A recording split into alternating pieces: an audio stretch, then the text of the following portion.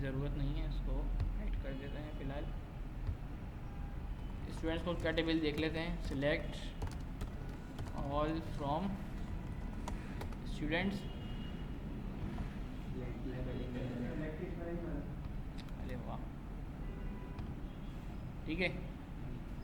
ये स्टूडेंट की ID, student का फर्स्ट नेम, लास्ट नेम नज़र आ रहा है, gender, city, date of birth, enrollment date, address क्या है, फ़ोन नंबर क्या है, जीपीए कितनी आई है उसकी, और मेजर उसका डिपार्टमेंट या उसका कोर्स कौन सा है, या उसकी डिग्री कौन सी है, सॉफ्टवेयर इंजीनियरिंग है, इलेक्ट्रिकल इंजीनियरिंग है। सही है।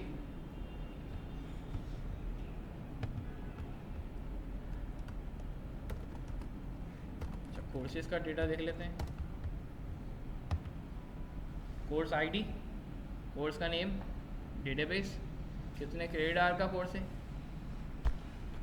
सही है, किस डिपार्टमेंट का कोर्स है ये, सही है। उस कोर्स का ताल्लुक तो किसी न किसी डिपार्टमेंट से ही होगा ना। उसका प्री रिक्विजिट कोई कोर्स है, बाद कोई कोर्स एडवांस कोर्स होता है, तो आपको उसका प्री रिक्विजिट क्लियर करना होता है, सही है। ठीक है, अगर आपको लेट्स सपोज इस कोर्स में अगर आप आए हैं, एसक्यूएल और इन पाइथन के कोर्स में आए हैं, तो आपको बेसिक एक्सेल क्लियर होनी चाहिए, जो कि यहाँ पे नहीं थी किसी की, सही है। तो यहाँ पे खुद अपने एक्नॉलेज किया कि नहीं सर, हमें बेसिक एक्सेल की प्री रिक्विजिट है, पहले हमें वो करके आना चाहिए था, ताकि ये रेलिवेंट चीज़ें अच्छी तरह समझ में आती हैं। ठीक है, तो इस कोर्स का प्री रिक्विजिट एक्सेल है। जब तक एक्सेल पास नहीं करेंगे, अब तक ये कोर्स समझ में नहीं आएगा, ठीक है। तभी आपको यूनिवर्सिटी में कुछ कोर्स आपको फाइनल ईयर में अलाउ किए जाते हैं। प्रोग्रामिंग पहले कवर की भी होगी तो आगे मशीन लर्निंग पढ़ेंगे ना, मशीन लर्निंग पढ़ने बैठेगा, प्रोग्रामिंग आती नहीं है तो फ़ायदा नहीं है ना, ठीक है। उसका प्री रिक्वायर्ड वैसे यहाँ पे सब नन है। और उसकी डिस्क्रिप्शन, उस कोर्स के अंदर क्या क्या बातें हो रही हैं, foundational course of classical mechanics, और ये जीपीटी ने कुछ बना के दे दी है। मैंने पूरा ये डेटाबेस जीपीटी से बनवाया था, ठीक है। तो हो सकता है इसमें कहीं जगह मिस्टेक हो तो वो फर्दर पे डिस्कस कर लेंगे। अच्छा जी, एनरोलमेंट का टेबल देख लेते हैं। पहले इंस्ट्रक्टर का देख लेते हैं। इंस्ट्रक्टर, उसका first name doctor Asim, doctor Farah, doctor Jain, last name, department computer science, mathematics, physics, humanities, उनका नंबर। कॉल मिलाने में बढ़िया ना, फेक नंबर नहीं है। डॉक्टर फ़राह बात कर रही हैं जी, हम जेडीसी में होते हैं, आपका डेटा मिला था, ऐसा कुछ नहीं है ये सब, ठीक है, फेक है सब ये ठीक है। उनके ऑफिस की टाइमिंग्स क्या है, पता चला ऑफिस टाइमिंग वगैरह पहुँच गए पहुँचने के कहा है, ईमेल तो देख लें, university.edu किसकी ईमेल होती है भाई, और वो MS की भी हैं, मास्टर्स की भी हैं, कुछ उनकी अपनी क्वालिफिकेशन आ रही हैं, ठीक है जी। ईमेल एड्रेस भी फेक है, ज़ाहिर फेक डेटा बनाया है ना मैंने ये। अच्छा जी, अब देख लें आप कोर्स इंस्ट्रक्टर का टेबल। पहले एनरोलमेंट देख लें। Enrolment ID, enrolment student ID और कोर्स आईडी, यानी कि स्टूडेंट नंबर 1 ने कोर्स नंबर 3 में एडमिशन लिया हुआ है, और स्टूडेंट नंबर 1 ने कोर्स 4 में भी एडमिशन लिया हुआ है, सही है। जो उसने लिया था उसका ग्रेड भी आ गया, बी ग्रेड से पास हुआ था ये, ठीक है जी। अच्छा, ये इन्फॉर्मेशन थी, लेकिन मैं बाद में इसमें इन्फॉर्मेशन भरी नहीं, सेमेस्टर का खाली एक ही जगह पे आ रहा है, बाकी सब खाली है, तो आखिरी के 2 कॉलम छोड़ दें फिलहाल, ठीक है। A1 ग्रेड से पास किया, ये इसी स्टूडेंट 1 ने आगे कुछ और लिया हुआ है, नहीं ये 2 ही कोर्स लिए हैं। स्टूडेंट 2 को देख लेते हैं, कोर्स नंबर 5 भी लिया हुआ है, कोर्स नंबर 2 भी लिया हुआ है, सही है। और मजीद स्टूडेंट 5 ने कोर्स नंबर 6 भी लिया हुआ है, ठीक है। फिलहाल तो यही है। कोर्स इंस्ट्रक्टर, कोर्स नंबर 1 को इंस्ट्रक्टर 1 पढ़ा रहा है, तो ज़रूरी नहीं है कि एक कोर्स को एक ही इंस्ट्रक्टर पढ़ाए, एक कोर्स को मल्टीपल इंस्ट्रक्टर भी पढ़ा पाते हैं। लेट सपोज यहाँ पे एक और डेटा एनालिसिस का कोर्स शुरू हो जा रहा है, कोर्स नंबर तो वही रहेगा, सर तो गिर गया कोई सर असलम आ गए, सही है, तो वो जो है वो भी डेटा एनालिसिस का कोर्स पढ़ा रहे हैं, ठीक है। तो ये पॉसिबिलिटी है, बच्चे ज़्यादा होगा डेटा एनालिसिस के, बच्चे यहाँ से पढ़ के निकल रहे हैं, बात हो रही भाई डेटा एनालिसिस का कोर्स तो बहुत आगे जा रहा है, डिमांड ज़्यादा आ गई तो फिर यही होगा ना भाई, ठीक है जी। तो कोर्स 2 को भी 2 अलग अलग टीचर पढ़ा रहे हैं, कुछ कोर्स को डायरेक्ट एक ही टीचर पढ़ा रहा है, कुछ को मल्टीपल टीचर पढ़ा रहे हैं। तो आपको समझ में आ गया एक यूनिवर्सिटी का पूरा इन्वायरमेंट बनाया हुआ है कि कौन सा टीचर, कौन सा कोर्स, कौन से स्टूडेंट किस जगह पे इनरोल हैं, क्या पढ़ रहे हैं, क्या ग्रेड ले रहे हैं, सब चीज़ें आ रही हैं। कोर्स ID नंबर 4, ये 4 ना, हाँ, यानी कि कोर्स नंबर 4 जो है वो इंस्ट्रक्टर नंबर 1 भी पढ़ा रहा है, और कोर्स नंबर 4 जो है वो इंस्ट्रक्टर नंबर 8 भी पढ़ा रहा है, सही है। और ये जो ऊपर वाले जो है जैसे 1 वाला 4 वाला भी पढ़ा रहा है, हाँ सही है। अब ये इंस्ट्रक्टर 1 है, ये कोर्स 1 भी पढ़ा रहा है, या कोर्स 4 भी पढ़ा रहा है, एक स्टूडेंट मल्टीपल कोर्स भी पढ़ रहा है और मल्टीपल कोर्स मल्टीपल टीचर भी पढ़ा रहे हैं, सही है, हर जगह से मैनी टू मैनी है। अब इसको ज़रा कॉन्सेप्ट को थोड़ा समझ लेते हैं कि ये चीज़ होती, जॉइंस का काम क्या होता है।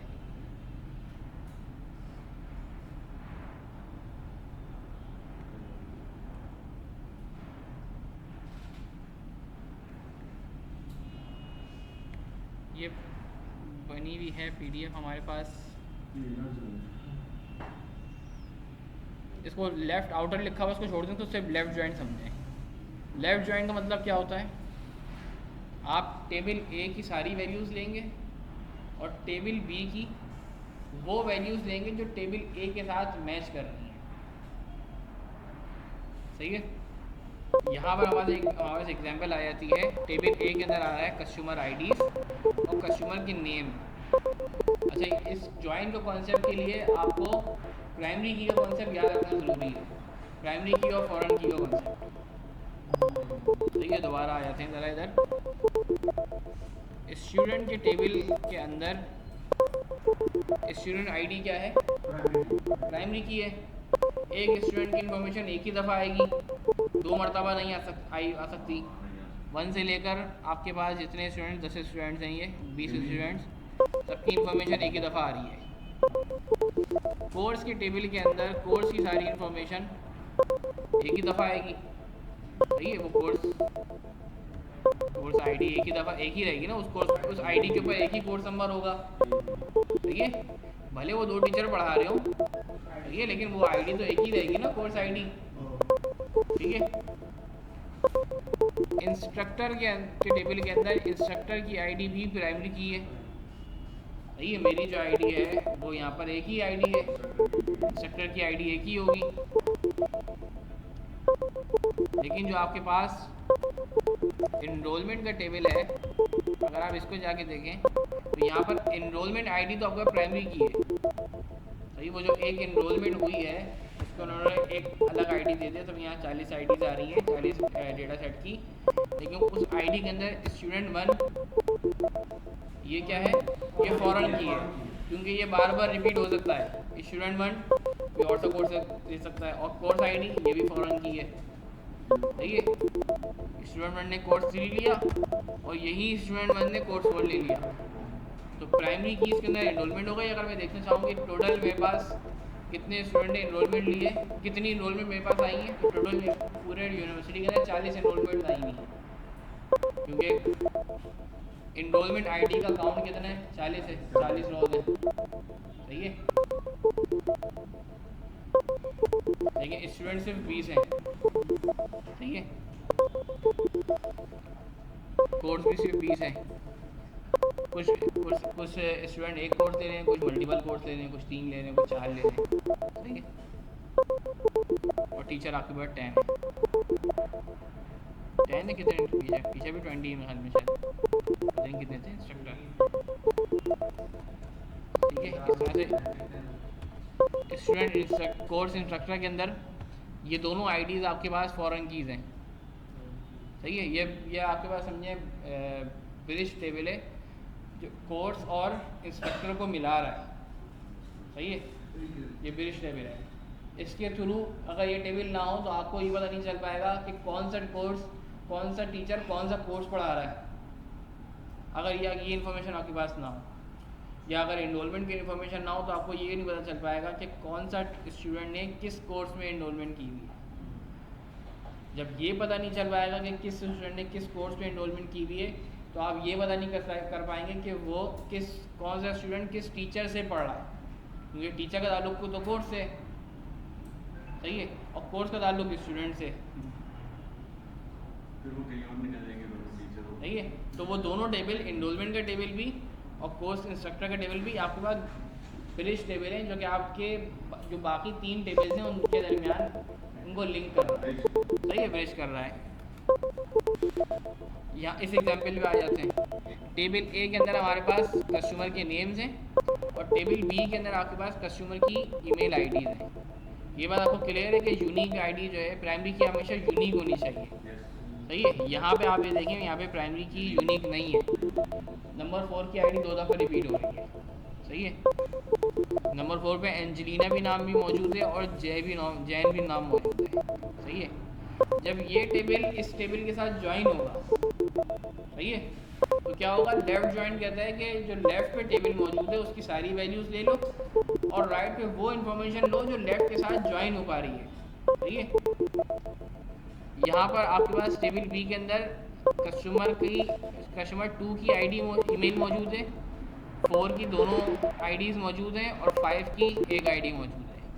अब जब इन दोनों के दरमियान आप ज्वाइन करेंगे तो आपके पास क्या होगा, क्योंकि आपने बोला है कि लेफ़्ट ज्वाइन लगाओ, तो लेफ़्ट ज्वाइन का मतलब ये कि लेफ़्ट वाला पूरा टेबल उठ कर आ जाए और राइट वाले की सिर्फ वो इन्फॉर्मेशन आए जो लेफ़्ट वाले के साथ ज्वाइन हो रही है।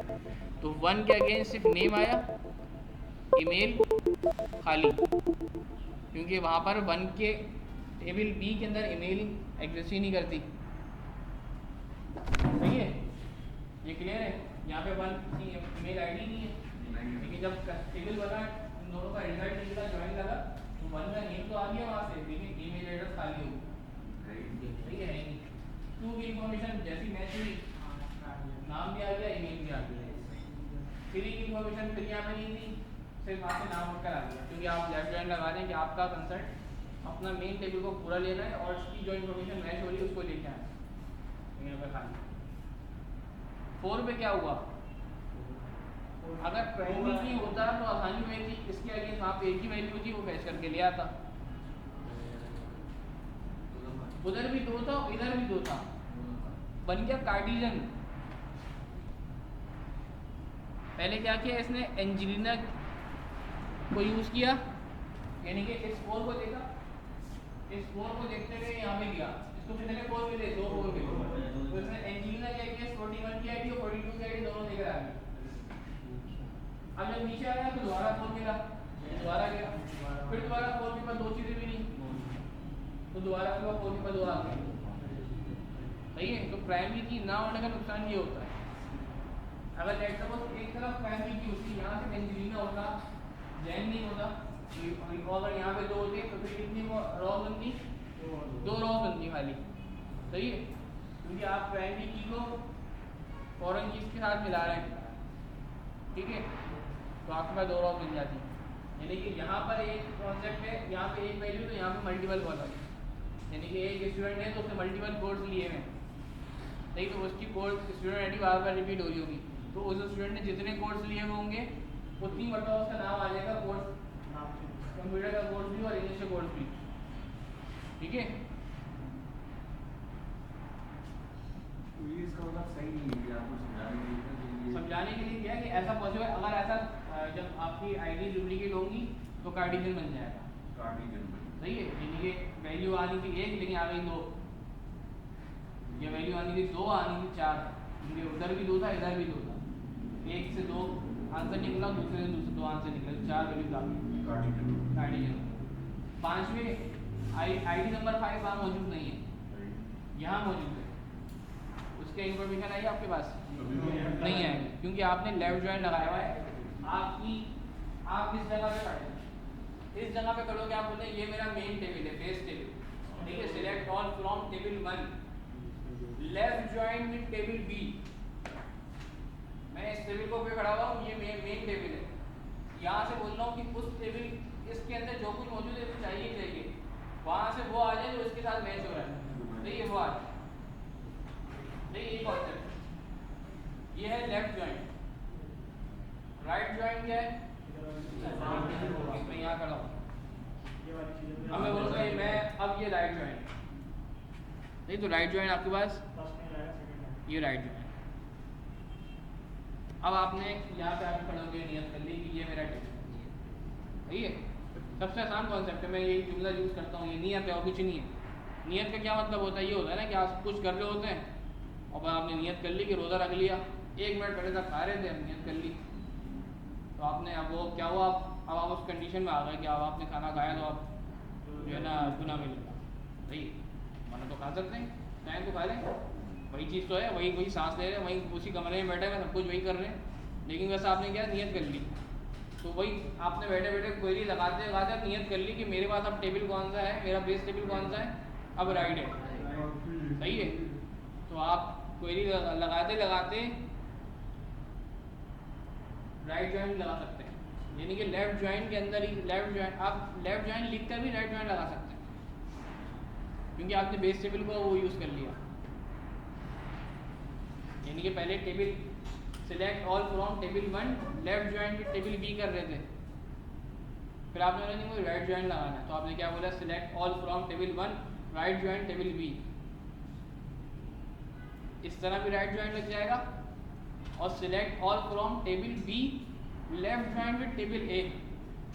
बात तो वही हुई ना, टेबल बी का आपने सोच लिया, अब आपकी नियत टेबल बी के साथ हो गई, अब आपने ज्वाइन कर लिया टेबल ए, तो जिसको ज्वाइन कर रहे हैं वो आपके लेफ्ट में आ जाएगा, और जिस पे ज्वाइन कर रहे हैं वो आपके राइट में आ जाएगा, सही है। तो आप उस वक्त आपने नियत कर ली है, ए को फोकस करने की, तो आपका ए फोकस हो गया, बी की वैल्यू पे फैच कर ली, बी के ऊपर खड़े हो गए, ए फैच कर लिया, तो एक ही बात, सही है। अब बी के ऊपर खड़े हो गए, 1 तो गया, क्योंकि 1 आपके इसमें शामिल ही नहीं था, अब मतलब बी मुझे पूरा चाहिए, बी एलिमेंट आ गया, बी का वो नेगेटिव हो गया नियम, सही है। 4 के साथ वही हुआ कार्टेशियन, क्योंकि इधर भी 2 वैल्यूज थी, उधर भी 2 वैल्यूज थी, 4 2 दफ़ा आ गया, कार्टेशियन हो गया।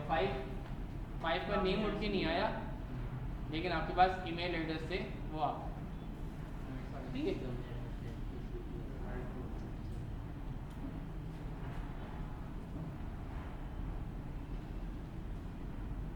अब आ जाए इनर ज्वाइन। इनर ज्वाइन आपका कॉमन के ऊपर काम कर रहा हूँ, जो इन दोनों के अंदर कॉमन चीज़ें सिर्फ वो निकाल के लिखा, जो इधर भी कॉमन है इधर भी कॉमन, उसने देखा 1 यहाँ पे मिल रहा है, नहीं मिल रहा है, छोड़ दिया, 2 यहाँ मिल रहा है, वहाँ मिल रहा है, लेकर आ गया मेरे, 4 तो कार्टेशियन भी बन रहा है, मतलब कि मिल भी रहा है और दायरे उसमें डुप्लीकेशन भी मिल रही है, तो 4 के उसने चारों रॉस लेकर आ गया, 5 छोड़ दिया क्योंकि 5 इधर था, उधर 3 भी छोड़ दिया क्योंकि 3 इधर था, उधर नहीं। तो जो दोनों साइड कॉमन मिल रहा होगा वो लेकर आएगा, जो नहीं मिलेगा वो उसको छोड़ देगा। सर ये वैसे कार्टेशियन की रियल एग्जांपल नहीं हो सकती, जैसे ये तो एक मिस्टेक है ना, कार्टेशियन जो है ज़रूरी नहीं है। अच्छा, ये हमेशा मिस्टेक के उसमें काम नहीं होगा, बातों का आप वर्किंग करेंगे तो आपको आपका ज़रूरी होगा कि इस तरह से वर्किंग आपके पास होगा, ये हो सकता है कभी भी, ऐसा हो सकता है। अगर आप फॉरेन की टू फॉरेन की जा रहे हैं तो आपके पास पॉसिबिलिटी है कि आपके पास वैल्यूज इस तरह से निकल जाएंगे, ये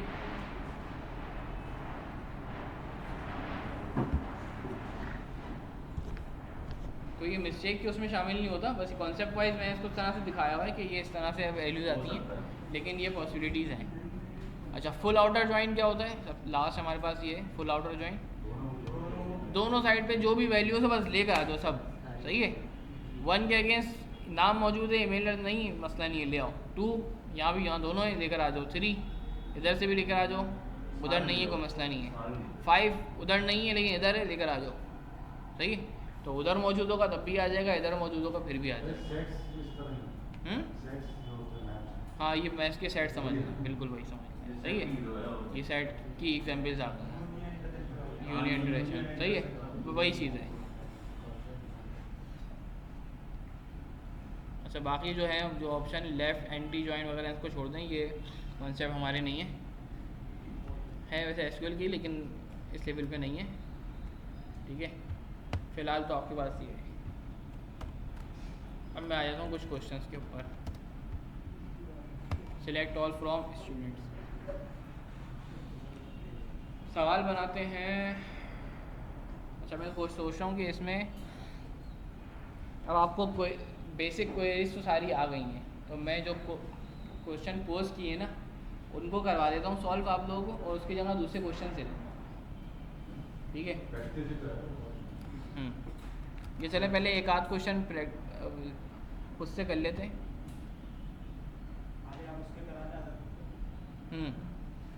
अच्छा जी, उन सारे स्टूडेंट्स का डेटा चाहिए कि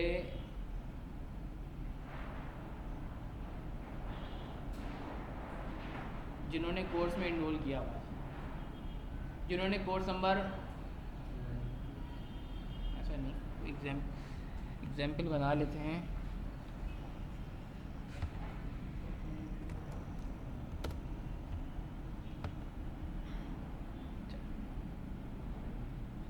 introduction to programming course number 9, उन सारे स्टूडेंट्स का डेटा चाहिए जो इंट्रोडक्शन टू प्रोग्रामिंग के अंदर इनरोल है, ठीक है।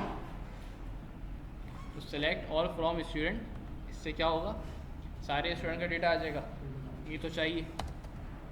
मैं अच्छा यहाँ पे ना एलियस बहुत मैटर करता है, सही है। एलियस को आप एस करके भी लिख सकते हैं, और एलियस को बगैर एस किए बगैर भी अगर आपने कोई वर्ड लिखा है तो वो एस एलियस ही काउंट होगा, सही है।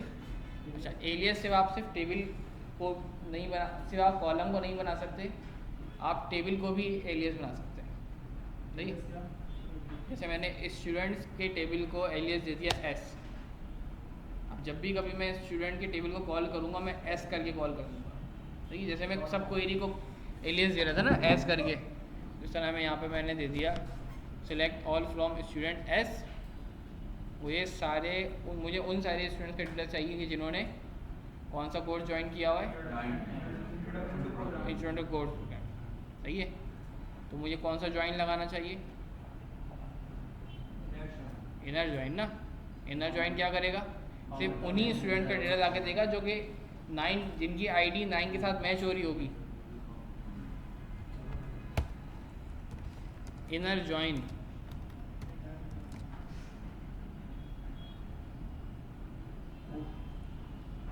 कहाँ पे जाऊँगा मैं, पहले अपने ब्रिज टेबल पे जाऊँगा, स्टूडेंट की इन्फॉर्मेशन अलग मौजूद है, कोर्स की इन्फॉर्मेशन अलग मौजूद है, ठीक है जी।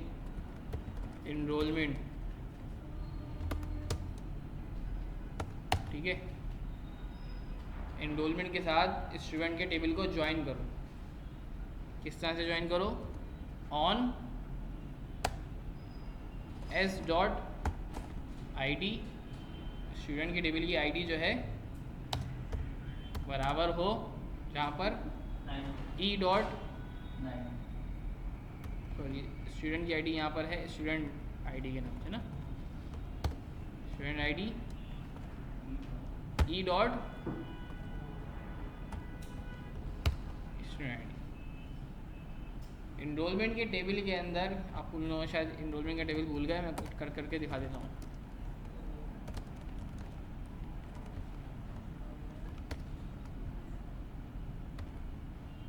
इनरोलमेंट के टेबल के अंदर स्टूडेंट आईडी आ रही है, तो ये स्टूडेंट आईडी के ज़रिए फिर आप कोर्स आईडी तक पहुँच पाएंगे, क्योंकि कोर्स के अंदर तो कोई स्टूडेंट आईडी का कॉन्सेप्ट ही नहीं है, सही है। तो फिर इस टेबल के ज़रिए पहुँच पाएंगे ना कि किस स्टूडेंट ने कौन से कोर्स में इनरोलमेंट की हुई है।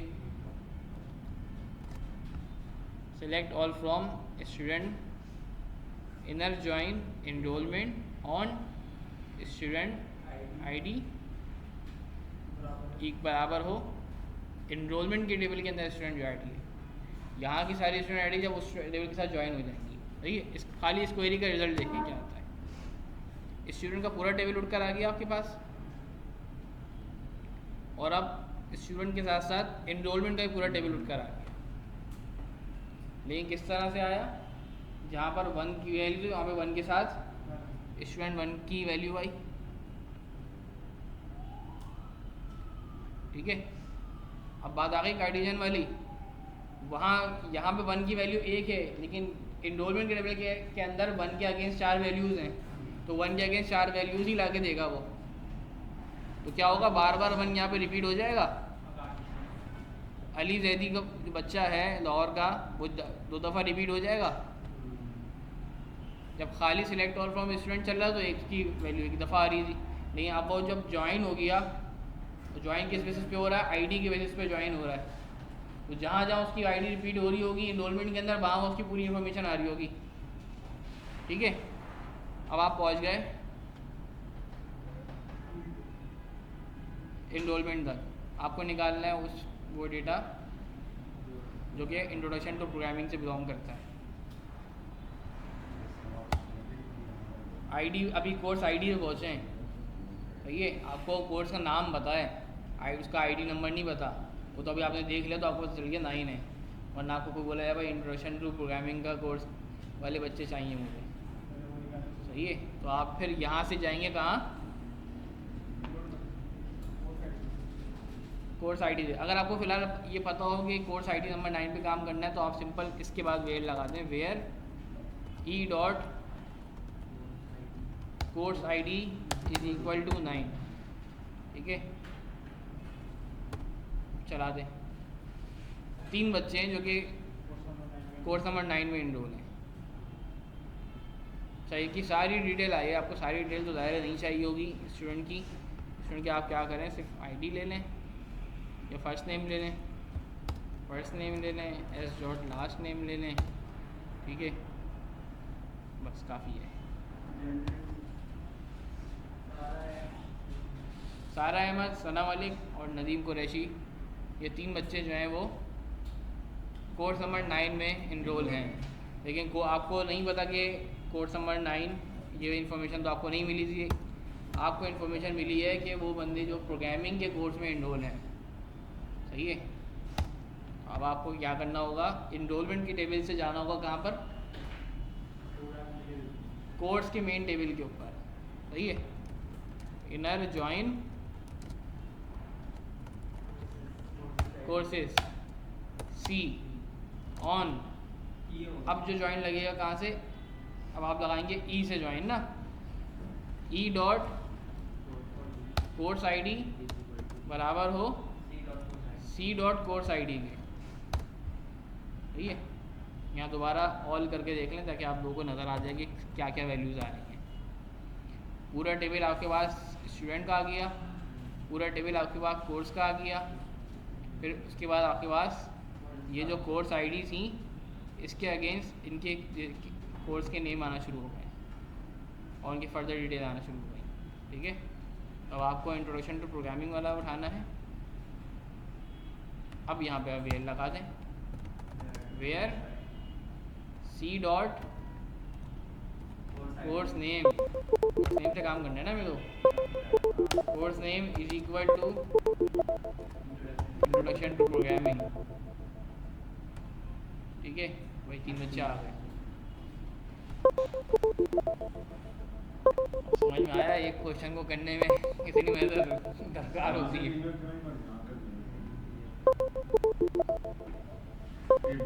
सही है,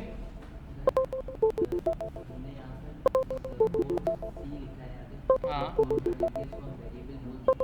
क्या चीज़, किसको, ये सी नहीं, इसको एलियस बोलते हैं। यहाँ पर सिंपल एलियस डिफाइन करते हैं ताकि उसके ज़रिए हम कॉल कर सकें, सही है। क्योंकि अगर ये नहीं करेंगे ना तो बताऊँ क्या मसला आएगा। स्टूडेंट आईडी इधर भी है, स्टूडेंट आईडी इधर भी है, आप क्या बोलेंगे, select all from student inner join enrollment on student ID equals to student ID. तो बोलेगा भाई स्टूडेंट आईडी दोनों जगह पर है ना, किसको किससे मिलाना है, या course ID equals to course ID. तो यहाँ पे स्पेसिफाई करते हैं कि इस वाली कोर्स आईडी को इस वाली कोर्स आईडी से मिलाओ।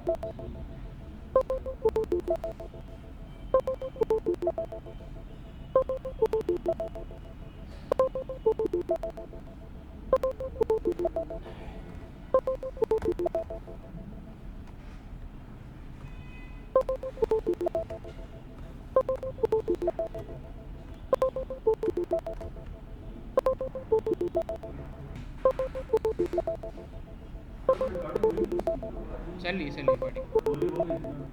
हाँ हाँ वो सब भी हो रही है। दिस सॉल्यूशन हुआ enrolled in the introduction to programming ये कोर्स हमारा हो गया, इत्तेफाक से क्वेरी सेम हो गई हमारी। For each course show the total number of student enroll. ये बताएं कि हर कोर्स में कितने बच्चे इनरोल हैं। सही है, हर कोर्स में। तो अब आपका फोकस क्या है, कोर्स। कोर्स में कितने बच्चे, सही है। तो आपका मेन टेबल कौन सा बनेगा, कोर्स का।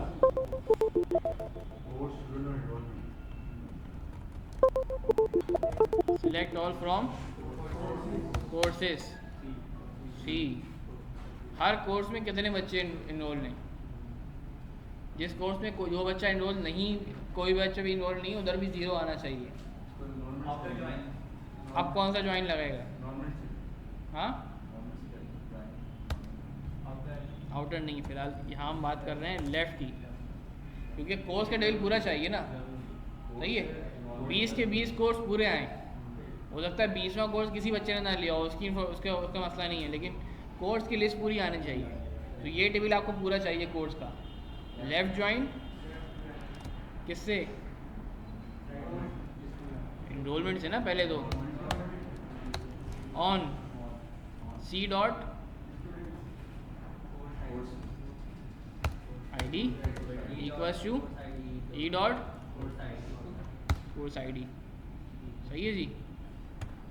पहले वहाँ खाली 20 मिलते हैं, अब क्योंकि एनरोलमेंट ज़्यादा हुई भी है तो ये ज़्यादा रोज़ बन गई आपके पास। ठीक है, रिपीटेशन आ गई। अब यही कोर्स कोई ना कोई स्टूडेंट पढ़ रहा होगा, स्टूडेंट की इन्फॉर्मेशन कहाँ है, ये रही जी भाई। लेफ्ट ज्वाइन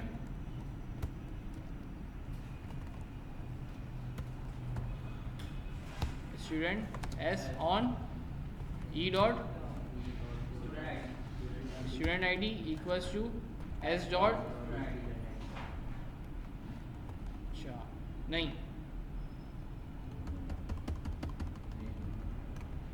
काम ही नहीं है ना। सवाल पढ़ें, हर कोर्स में कितने बच्चे इनरोल हैं। हो गया ना, कोर्स में कितने आपके स्टूडेंट्स आने चाहिए। हर डिपार्टमेंट में कितने एम्प्लॉयज़ जॉब करते हैं। क्या करना था, हर डिपार्टमेंट में कितने एम्प्लॉयज़ जॉब कर रहे हैं। कैसे कैसे क्वेरी का आंसर करेंगे, हाँ काउंट करेंगे। काउंट से पहले क्या लगाएंगे, जवाब तो दें भाई। हर डिपार्टमेंट में कितने एम्प्लॉयज़ जॉब कर रहे हैं।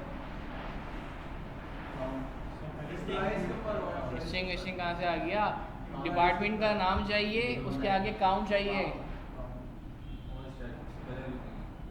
ग्रुप बाय का मसला है कि नहीं है, ये है, सही बोल रहा हूँ नहीं बोल रहा, ग्रुप बाय का मसला है ना ये।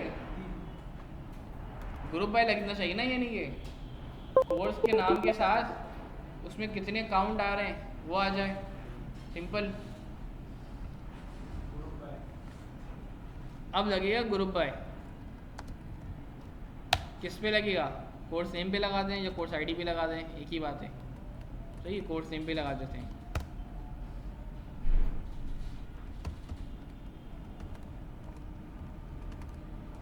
कोर्स नेम, और किसका काउंट लेना है आपको, स्टूडेंट का आप काउंट ले लें, स्टूडेंट ID का काउंट।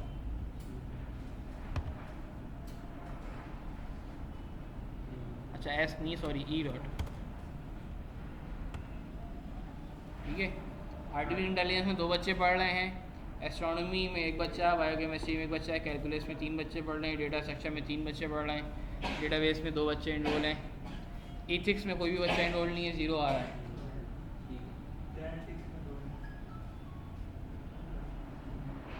ठीक है,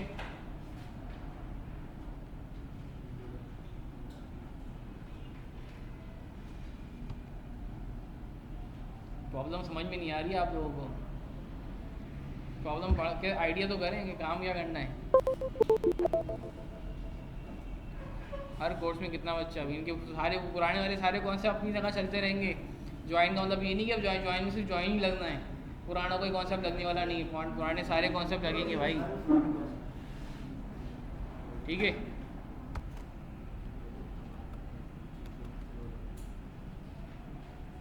list the name of instructor who teach more than one course along with the count of course they teach। चलो ये छोड़ो, फिलहाल इतने का आंसर दें। उन सारे टीचर्स का नाम बताएं कि जो एक से ज़्यादा कोर्स पढ़ा रहे हैं।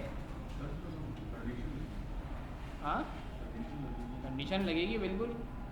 प्रॉब्लम किस चीज़ की है ये? नहीं, केस में की प्रॉब्लम नहीं है भाई। एक टीचर एक से ग्रुप बाय की है, बिल्कुल सही।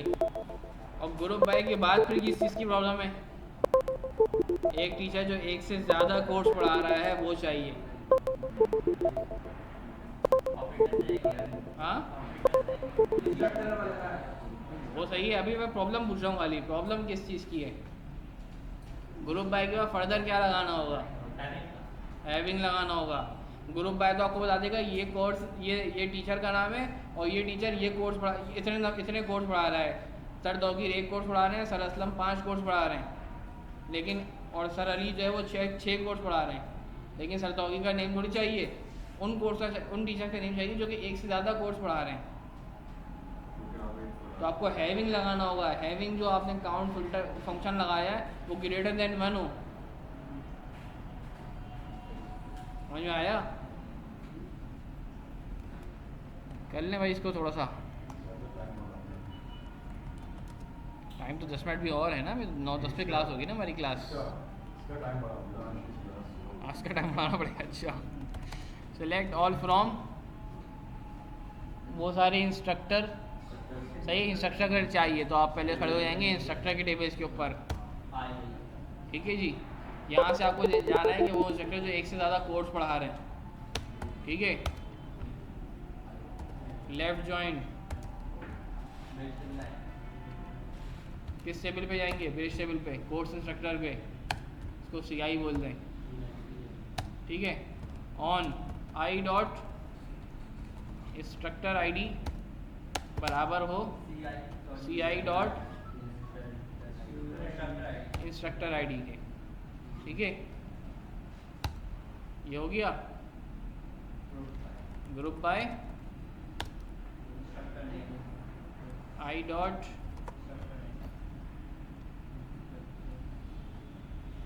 इंस्ट्रक्टर नेम नहीं आ रहा। चलो फिलहाल तो मैं एक काम करता हूँ, ये छोटी सी क्वेरी चला के देखता हूँ, नाम कहाँ से किस तरह से रहा है। अच्छा, फर्स्ट नेम आ रहा है, इंस्ट्रक्टर डॉट फर्स्ट नेम भी कर लेते हैं, लास्ट नेम की ज़रूरत नहीं है,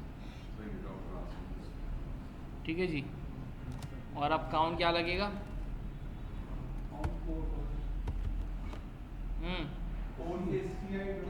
CI डॉट कोड, सॉरी यहाँ का लिख रहा हूँ मैं।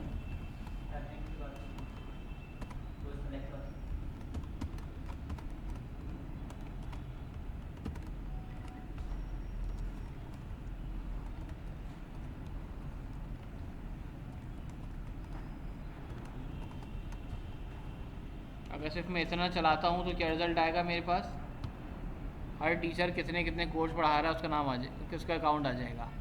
डॉक्टर अहमद कोई भी कोर्स नहीं पढ़ा रहे, यूनिवर्सिटी के टीचर हैं लेकिन अभी फ़िलहाल कोई कोर्स नहीं पढ़ा रहे, या उनको कोई भी यूनिवर्सिटी ने कोर्स नहीं दिया हुआ।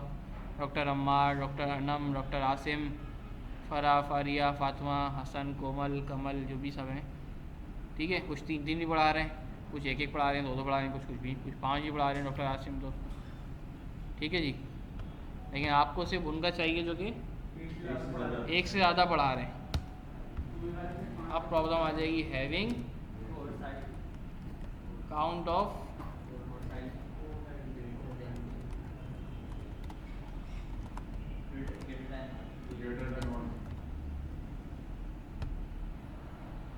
डॉक्टर आसिम 5, डॉक्टर कमल 2, डॉक्टर राबिया 2, डॉक्टर जैन 3।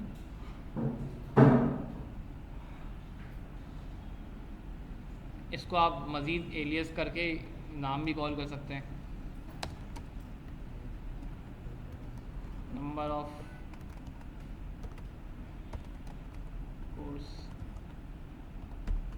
ये ताकि आपको यहाँ पे दोबारा ये ना लगाना पड़े और आप यहाँ पर ये यूज़ कर लें।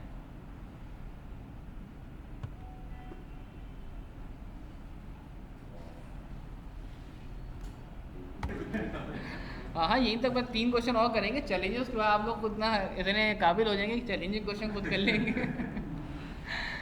List all course that currently have no student enrolled. उस कोर्स का नाम बताएं या उन कोर्सेज का नाम बताएं कि जिसमें अब तक कोई बच्चा ही इनरोल नहीं हुआ।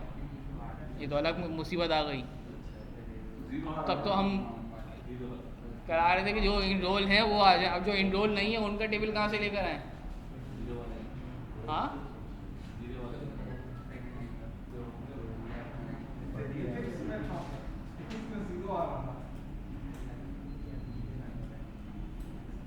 इस प्रॉब्लम को आप 2 अलग तरह से सॉल्व कर सकते हैं।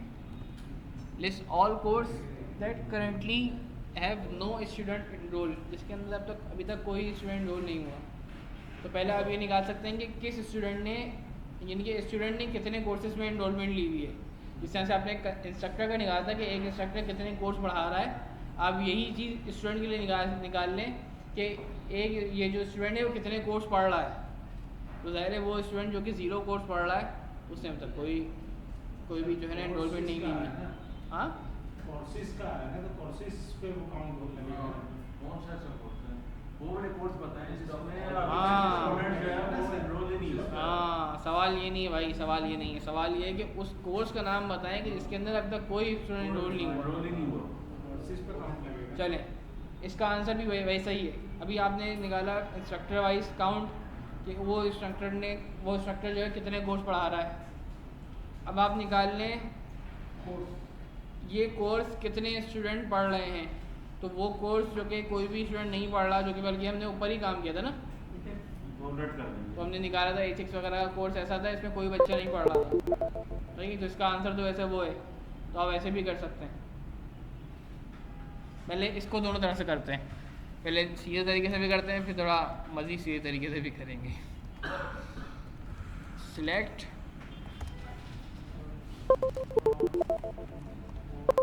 कोर्सेस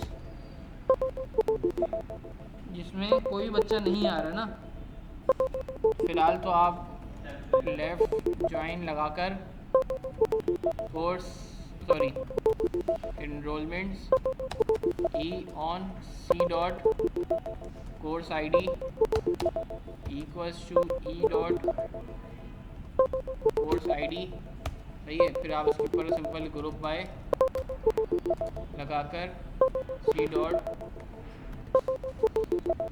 कोर्स नेम निकाल लें और यहाँ पर आप simple C dot course name के साथ count of E dot student ID या इनरोलमेंट ID कोई भी कर सकते हैं, सही है। ये निकाल तो आपको नज़र आया कि एथिक्स का कोर्स जो है वो कोई भी नहीं है।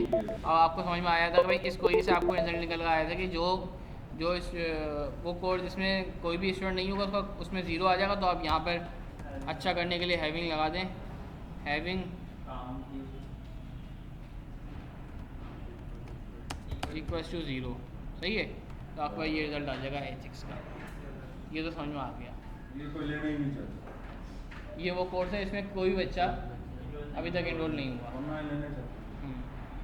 ये तो अनपॉपुलर जो भी हो, अनपॉपुलर हो, जैसा भी हो, फिलहाल जो है HX एक कोर्स है। अच्छा, ये तो वो हो गया सीधा तरीका जो आपको समझ में आता है। अब दूसरा सीधा तरीका जो आपको मैं समझाने जा रहा हूँ। अच्छा, हाँ, इसका दूसरा असल में सीधा वाला अच्छा, कोर्स ID, हाँ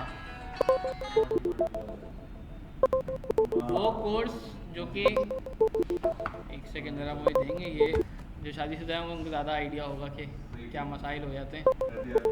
हाँ, ठीक है। ये काम क्या कर रहा है,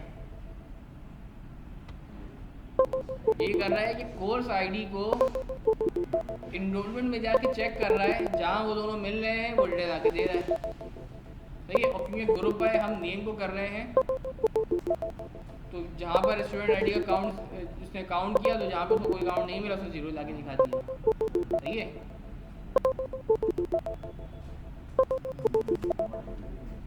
खुद ही समझ में आ गई तो नॉट इक्वल्स टू कि जहाँ कोर्स आईडी बराबर ना हो इनरोलमेंट वाली कोर्स आईडी के। ज़ाहिर है इनरोलमेंट के अंदर जो कोर्स आईडी होंगी वो वही होंगी जो बच्चे इनरोल हुए हैं, जो नहीं हुए वो तो आएंगे ही नहीं। अब जब मैंने कह दिया जो नहीं हुए वो आ जाए, अब वो ज्वाइन हो जाएंगे। सही है। तो अब आपको आज हैविंग लगाने की जरूरत नहीं है।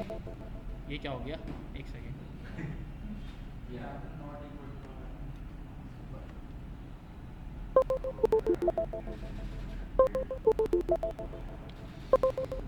ये ज़्यादा क्यों आ रहा है, एक सेकंड रुक जा जरा, तो मेरी स्क्रिप्ट पूरी ख़राब हो गई।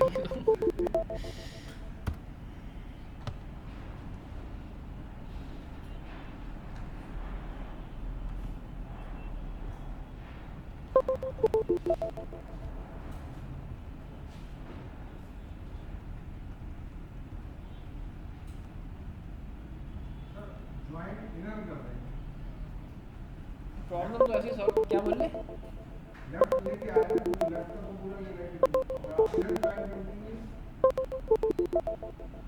हाँ,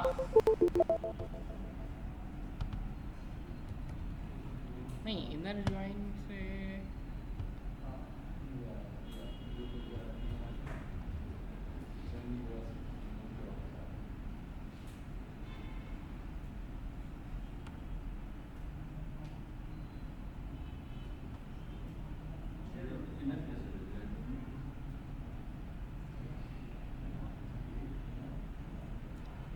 इसको यूँ नहीं सॉल्व करना होगा, इसको यहाँ से करेंगे। Enrollments E inner join courses C on E dot course ID is not equals to C dot course ID. ठीक है जी।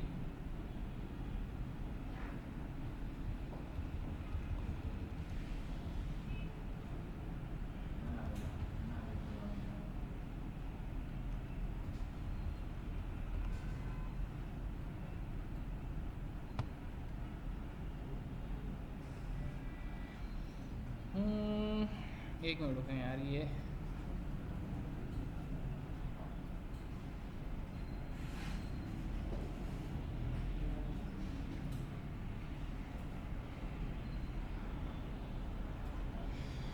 होगा।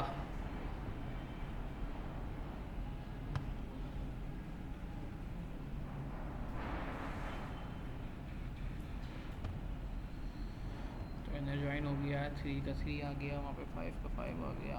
ये वो लोग हैं जो गए 3 में। अच्छा हाँ, ये ज़्यादा कोर्स हो जाते हैं ना। नहीं, ये प्रॉब्लम यहाँ सॉल्व नहीं हो पाएगी, होगी लेकिन कोई और तीसरा एक नया मेथड से होगी, उस पर हम नहीं जा रहे हैं फ़िलहाल। वो वाला मेथड सही है। इस तरह का एक मेथड मैं करवाऊँगा आपको, लेकिन उसकी आसान एग्जाम्पल ये नहीं है, वो दूसरी आसान एग्जाम्पल आएगी उसकी। ठीक है, तो आप लोगों को पहला ऑप्शन क्लियर हो गया। फिलहाल अगले क्वेश्चन पे आ जाए, टाइम ज़ाया किए बगैर, क्योंकि 9:12 हो चुके हैं। 2 क्वेश्चन करें और ज़्यादा तो तमाम। Retrieve the name of student who are not enroll in any course. उन सारे स्टूडेंट का नाम जो कि किसी कोर्स में इनरोल नहीं हुए हैं। सही है, ये इसकी वो एग्जाम्पल है जो मैं आपको करवा रहा हूँ। सिलेक्ट ऑल फ्रॉम स्टूडेंट, उन सारे स्टूडेंट की डिटेल लाएं कि जो किसी कोर्स में इनरोल नहीं हुए हैं। सही है। Inner join enrollment S dot student ID not equals to E dot student ID. हाँ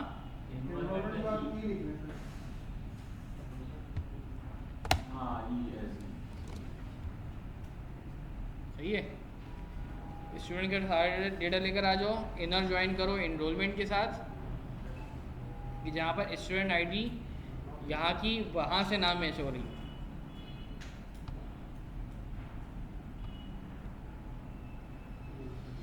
अब यार ये कोई मसला आ रहा है, मैं इस कॉन्सेप्ट में थोड़ा गड़बड़ा रहा हूँ, इसको मैं देख के आपको बताऊँगा। फिलहाल इसको सीधे वाले तरह से ही करते हैं।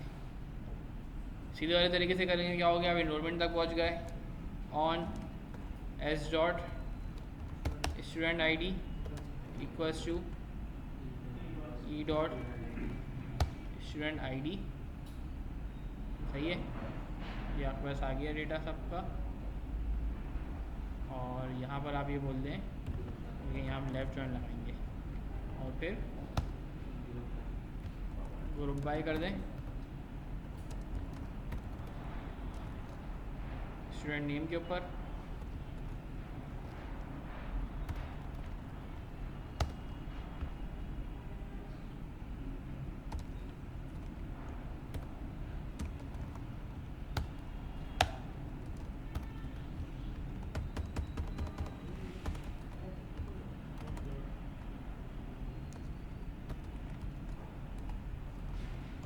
काउंट ऑफ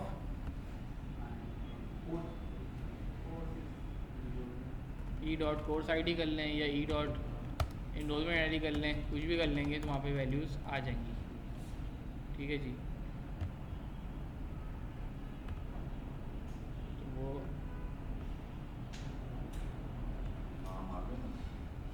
हर स्टूडेंट ने दो कोर्स लिए हैं। फिलहाल हमारे पास एक भी ऐसा स्टूडेंट नहीं है कि जिसने कोई भी कोर्स नहीं लिया हुआ हो, वरना आप यहाँ पे हैविंग करके करते तो आपके पास वैल्यूज़ आ जाती हैं। ठीक है, हैविंग इक्वल टू 0 कर देंगे तो आपके पास वैल्यूज़ आ जाएंगी। Identify student who are enrolled in course offered by computer science department. उन स्टूडेंट्स का नाम बताएं जो कि उन कोर्स में इनरोल हैं जो कि कंप्यूटर साइंस डिपार्टमेंट से ऑफ़र किए जाएँ।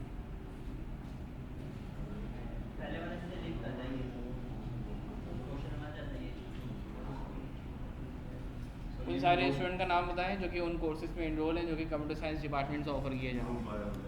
सही है, तो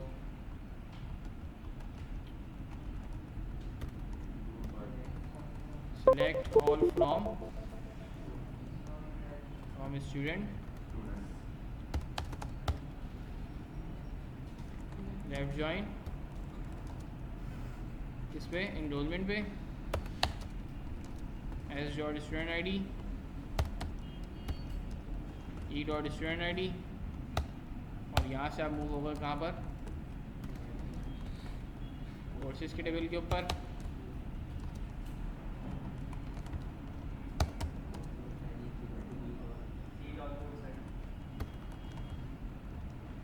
कोर्स आईडी पे आ गए। ठीक है, इस क्वेरी को अगर आप चलाएंगे तो आपके पास स्टूडेंट की सारी इन्फॉर्मेशन, उसके इनरोलमेंट की इन्फॉर्मेशन और फिर उसके डिपार्टमेंट की इन्फॉर्मेशन आ गई। यहाँ पे आ गया डिपार्टमेंट। सही है, where C dot department equals to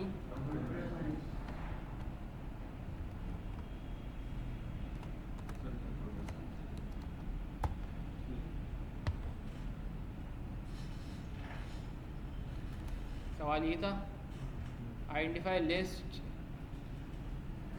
student who are enrolled in course offered bye.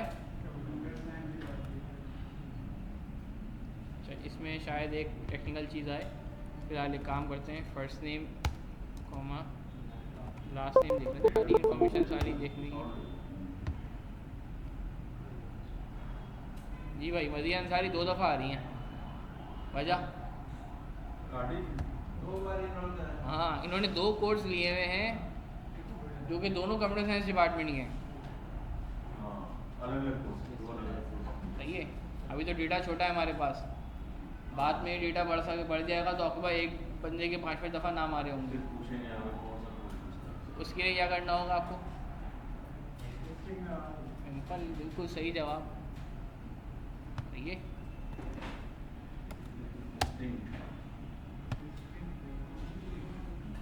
Distinct नाम बता दें। अब वो स्टूडेंट ने अगर 5 के 5 कोर्स कंप्यूटर साइंस के लिए में, तब भी उसका नाम एक ही दफ़ा है। हाँ ये तो सही है। सही है। छुपाना चाह रहे हैं, बात दबाना चाह रहे हैं, जो भी है बस नहीं, वो ज़ाहिर है यूनिक लिस्ट चाहिए ना आपको, यूनिक। वरना आपके पास बार बार नाम रिपीट होता, बार बार रिपीट करा के क्या करेंगे नाम।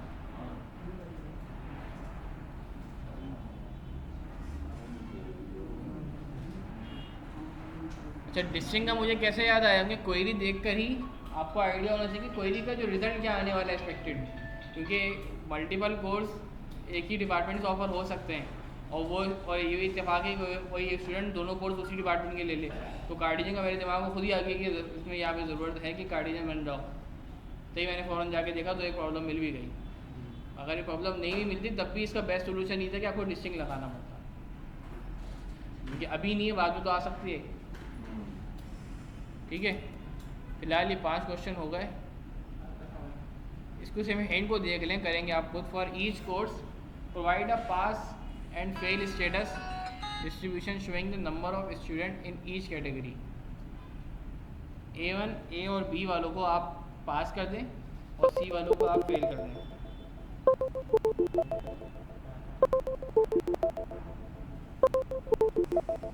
ठीक है, और ज़ाहिर है आप पास फेल कैसे करेंगे, जो आपका केस वैन से यूज़ करेंगे, और आप सिंपल